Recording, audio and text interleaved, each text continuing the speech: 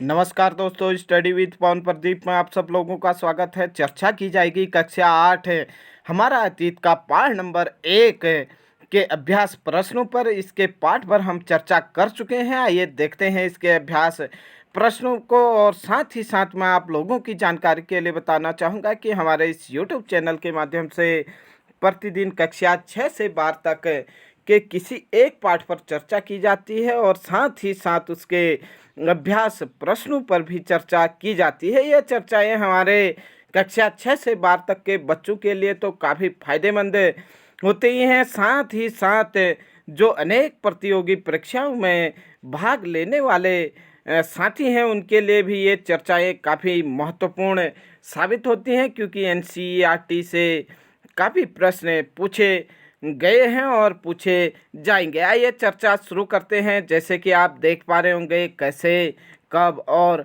कहाँ था पाठ का नाम यहाँ पर, और जहाँ पर आप लोगों को मिलेगा कक्षा 8 में आधुनिक भारत के विषय में। आइए देखते हैं कि पहला प्रश्न क्या है। फिर से याद करें, सही और गलत बताएं। जेम्स मिल ने भारतीय इतिहास को हिंदू, मुस्लिम, ईसाई 3 कालखंडों में बांट दिया है। बिल्कुल सही है। जेम्स मिल ने भारतीय इतिहास को 3 कालखंडों में बांटा है, हिंदू, मुस्लिम और ब्रिटिश साम्राज्य के तौर पर। उसके बाद ख प्रश्न दिया गया है, सरकारी दस्तावेजों से हमें ये समझने में मदद मिलती है कि आम लोग क्या सोचते थे। बिल्कुल यह कथन गलत है कि सरकारी दस्तावेजों से हमें केवल सरकार की मंशा क्या थी या उस समय जो शासन कर रहे थे उन लोगों के बारे में तो पता कर सकते हैं, लेकिन आम लोग क्या सोच रहे थे इसके बारे में पता नहीं चल पाता है। अंग्रेजों को लगता था कि सही तरह शासन चलाने के लिए सर्वेक्षण महत्वपूर्ण होते हैं। बिल्कुल सही कथन है ये, जैसे कि हमने पाठ के चर्चा के दौरान देखा था। प्रश्न नंबर 2, जेम्स मिल ने भारतीय इतिहास को जिस तरह कालखंडों में बांटा है उसमें क्या समस्याएं हैं। उत्तर देखें, 1817 में स्कॉटलैंड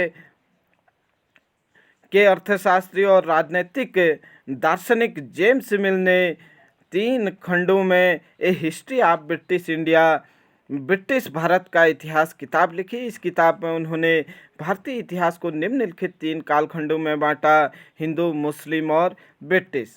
आप लोगों से प्रश्न पूछा जा सकता है कि ये हिस्ट्री ऑफ ब्रिटिश इंडिया या ब्रिटिश भारत का इतिहास किसने लिखा। स्कॉटलैंड जो क्या थे, अर्थशास्त्री थे। जेम्स मिल कहाँ के निवासी थे, स्कॉटलैंड के निवासी थे। आप लोग याद रखें, history of British India, James मिल।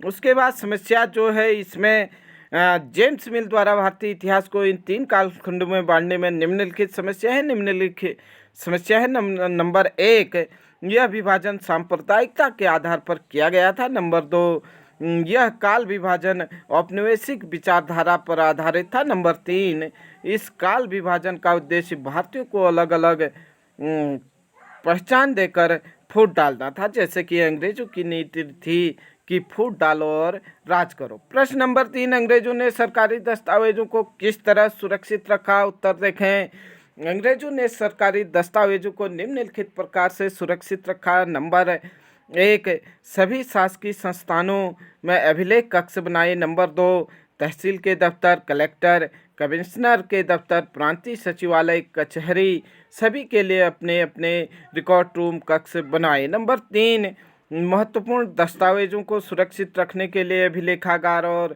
संग्रहालय जैसे संस्थान भी बनाए।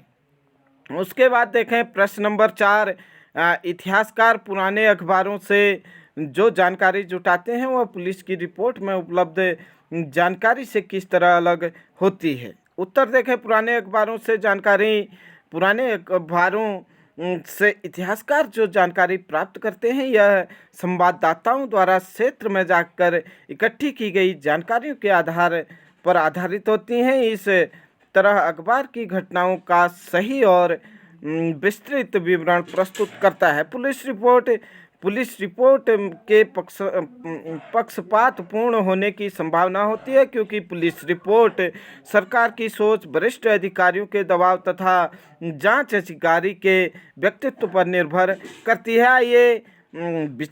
आइए करके देखें प्रश्न नंबर 5।